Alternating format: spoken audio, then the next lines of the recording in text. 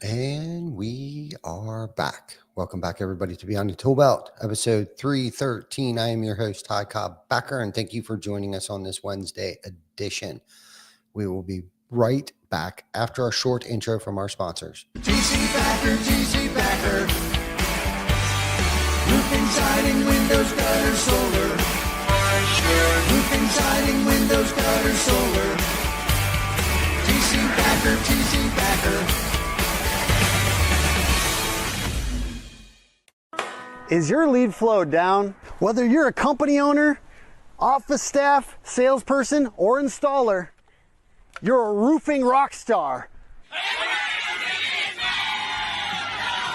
We help you get more leads with custom SEO, Google Ads, and a pro website.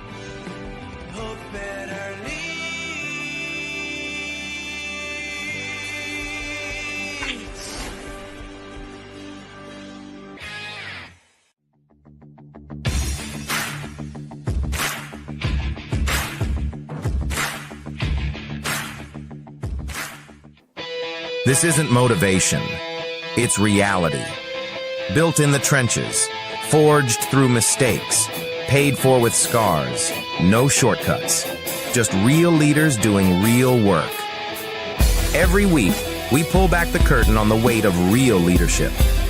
If you're still standing, you belong here. Please welcome your host of Behind the Tool Belt, Ty Cobb Backer.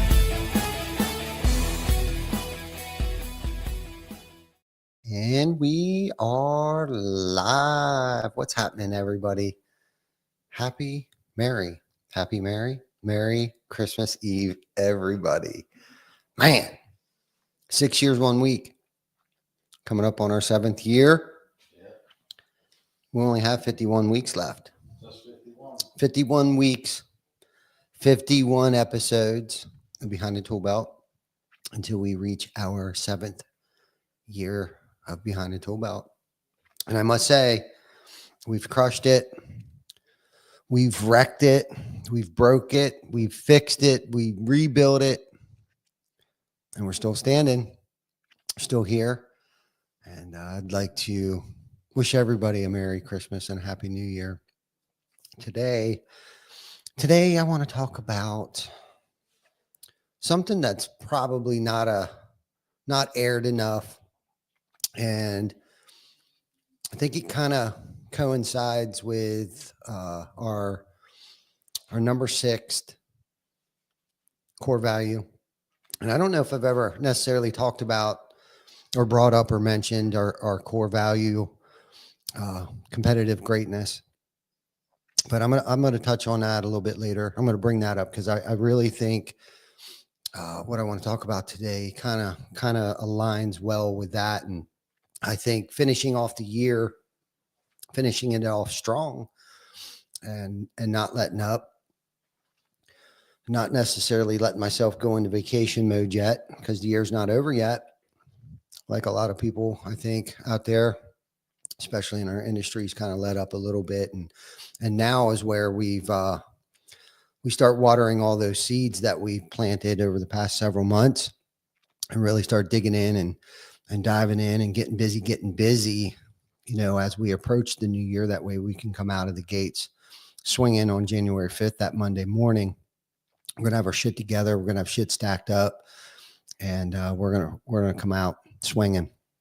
So I think with all the reflection that I've done over the past several months of how the year has gone and how we want next year to play out, and not that it'll be perfect in any way, shape, or form, but there's some things that I've really been thinking about, and some of that is making our wrongs right, and not just in business, but with family, with friends, with coworkers, even ourselves.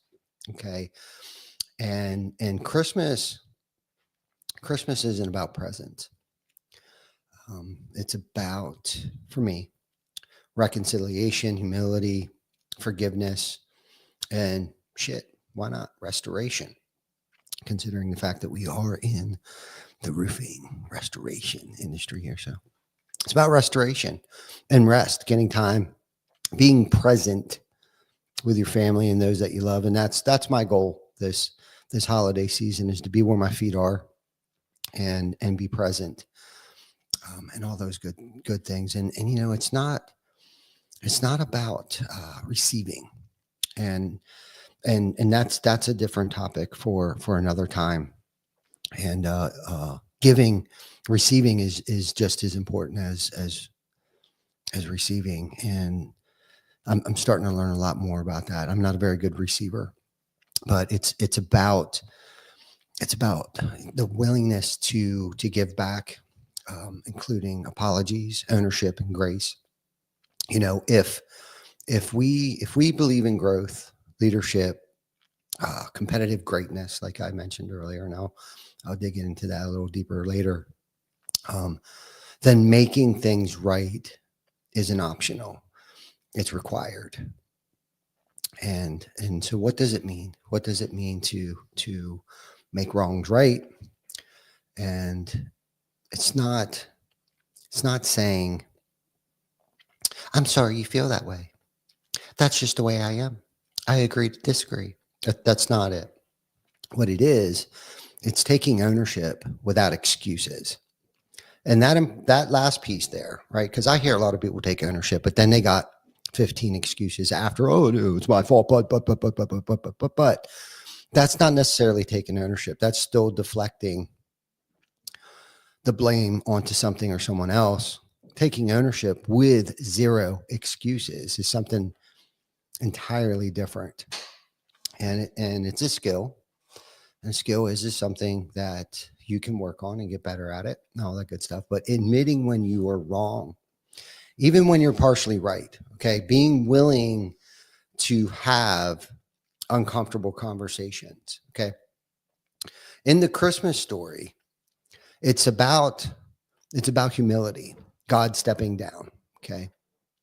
And leadership works the same way, okay. The best leaders step down emotionally to lift others up. And that's probably one of the biggest things I've learned over the years, okay, is not taking credit, lifting others up, stepping back, letting them do the work, letting them feel the fulfillment, letting them take the responsibility, letting them reap the rewards and feel that self-worth, okay, and not snatching that from them.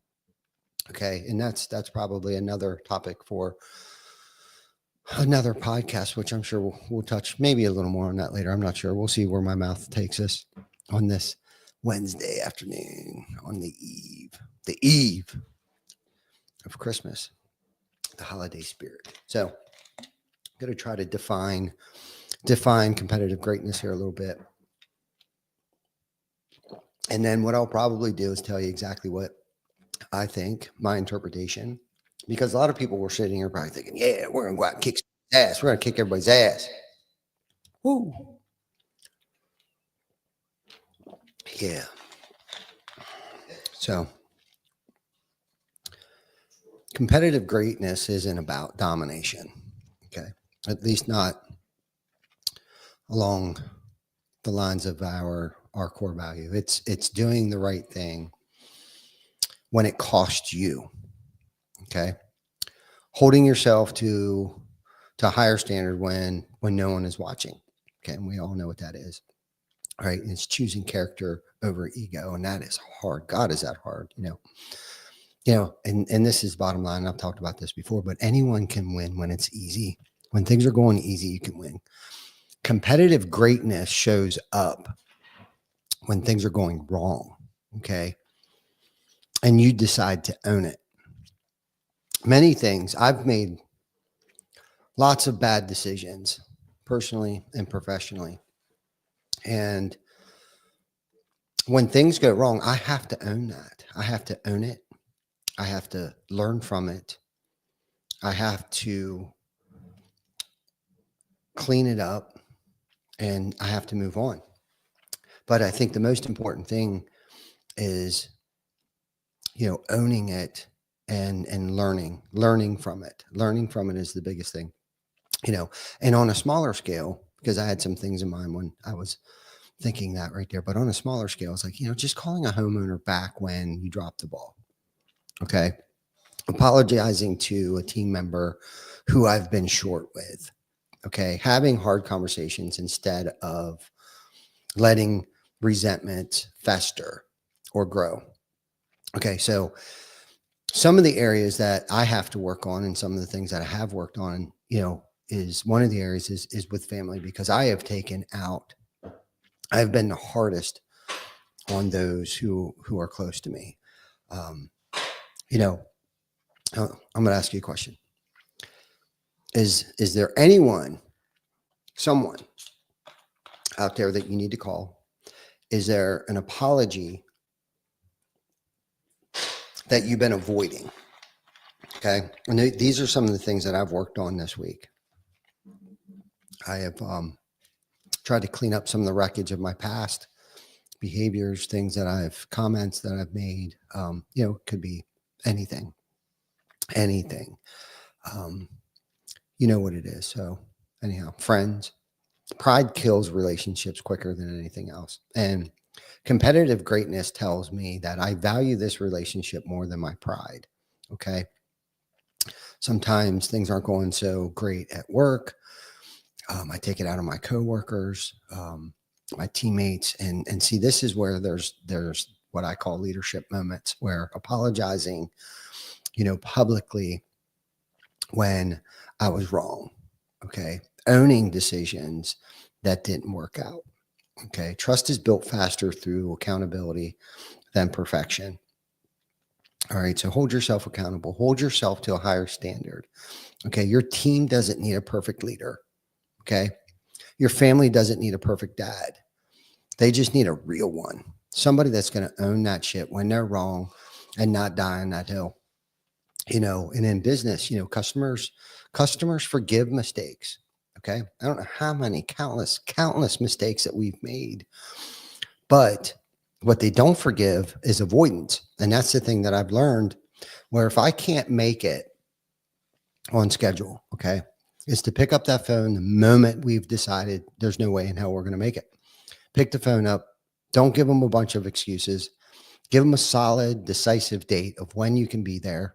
Okay. Because this is the deal. By the time you get off the phone, they may be pissed at first, but by the time you get off the phone with them, they're going to be relieved. They're going to know how to schedule their day, their week, or whatever it is. The sooner you can let them know.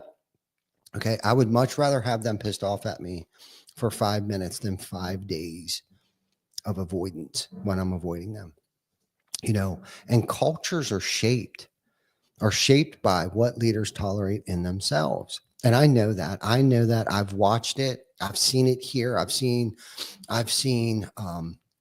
our leaders. I've seen it myself, where my behaviors are mirrored by those that are around me. I've watched excuses being made by our leaders, and then those under them using those same excuses. I've watched it. I've seen it. I've felt it. And you're only as good as what you tolerate, especially with yourself, right? So, and a lot of this ties back to what I call competitive greatness. Okay. And great leaders don't hide. Okay. They don't avoid shit. They correct, they restore, they grow, they learn from that stuff. Okay. So I got a Christmas challenge. Okay. I'm going to call it the Make It Right challenge. Okay. Before year ends, identify one person you need to make things right with. Okay. Make the call, send the text message, have the uncomfortable conversation. Trust me, you're going to feel like that 1,000-pound gorilla has been lifted off your chest when you do that. Okay. And this Christmas, don't just celebrate, grace, but practice it. Competitive greatness isn't how hard we push ourselves, isn't how hard we push others. It's how willing are you to humble yourself. So practice grace, okay?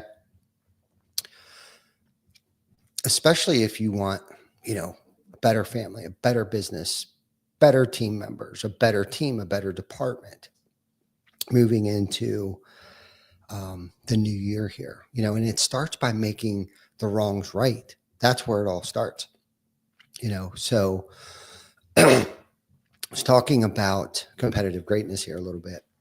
And what we have here, it's called core values. We have 6 core values. We live and die by our core values. I've talked about our 3-legged stool before, where we have core values, SOPs, and KPIs. You can't have a 3-legged stool without all 3 legs. It'll fall over, just like this tripod here with the camera on it. And our core values is the foundation of how we create our SOPs, how we create our KPIs. And it took me a long time to articulate, I don't want to call it our last core value, because they're ever flowing. They're not static. They are definitely very fluid. And so we created, and I got it from competitive greatness, came from a great coach from the NCAA, John Wooten. And I read his book, Competitive Greatness, I don't know, several months ago. And I was going through some personal turmoil. I was at war. I was at odds mentally. Usually anything that's wrong is usually, the only thing that's wrong is usually the 6 inches between my ears. So I was at war with myself. And I picked up this book. It was called Competitive Greatness. I did some research on John, and so I wanted to put into words on what I went through, what was the end result, and what came out of it. And along with our team here at work, most of it was professional stuff that I was at odds with. I was starting to doubt myself. And if you're in business long enough, you'll go through ebbs and flows of victories, wins, losses, learning experiences, all these things. And I hit this, I don't even know what it was, this funk. I was in this funk for a while, and I just couldn't quite put my finger on it. There was just a lot going on. We were growing and bringing on new people and training. And I just felt like things weren't where they were supposed to be. And of course, I'm my own worst critic. And so I really wanted to get on paper what I was experiencing, and what, as a team, as a family, as a company, has gone through. And to us, competitive greatness means, performing at our best when it matters most. Okay. Competitive greatness is about finding peace in the hard battles and striving to give our very best efforts in every circumstance. Okay. It's not about defeating others. Okay. It's about challenging ourselves to rise above our comfort zone and embracing opportunities that test our character, our skills, and our resilience. Okay. We recognize that true greatness emerges in moments of pressure, just like a diamond. Okay. When others are counting on us, when the stakes are high, and when perseverance matters most. Okay. We don't shrink. We don't hide from the challenges. We don't avoid them. Okay. I talked about that earlier. We welcome them as an opportunity to demonstrate our dedication to excellence and to inspire those around us. This core value reminds us, okay, that success is not a destination, but a daily pursuit. By cultivating courage, grit, and passion for the game, whether it be life or whether it be business, we build a culture where individuals thrive under pressure. Teams bond in adversity, okay? And victories are earned through relentless commitment, okay? So here's what I'll leave you with, okay? I'll leave you with this. I won't keep you guys on here all day. Promise you. But thank you for joining us. I see there's quite a few people on here commenting and all the good stuff. So I haven't necessarily rolled out that core value yet. So thank you, those from our team that are watching. And you got to hear our core value number 6. But here's what I'll leave you with. I'll leave you with this. As we head into Christmas and wrap up another year, okay, remember this: competitive greatness isn't about perfection. Okay, it's not about being perfect. It's about having the courage to own your mistakes. Okay, the humility to make things right, and the character that to grow from. Okay, if hold on a second, I feel like I got a fuzzy every time we close that door. I got a freaking fuzzy in my throat. Fuzzies. As I see Howie. Where's Howard? Howard actually had to go home. Okay. So if there's any conversations that you've been avoiding, a call that you need to make, an apology that's overdue, don't wait until the new year. Do it now. Do it right now. As soon as this is over. Okay. Finish watching this first. Then do it. Okay.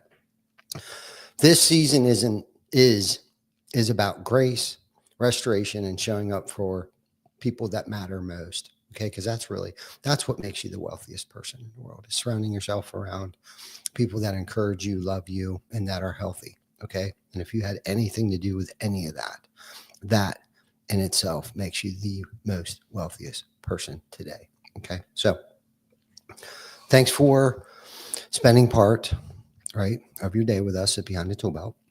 Us and Vicky, me and Vicky and I. What do we got? A promo? Bob? Oh, yeah. And let's not forget about, we got next week, probably be flying solo.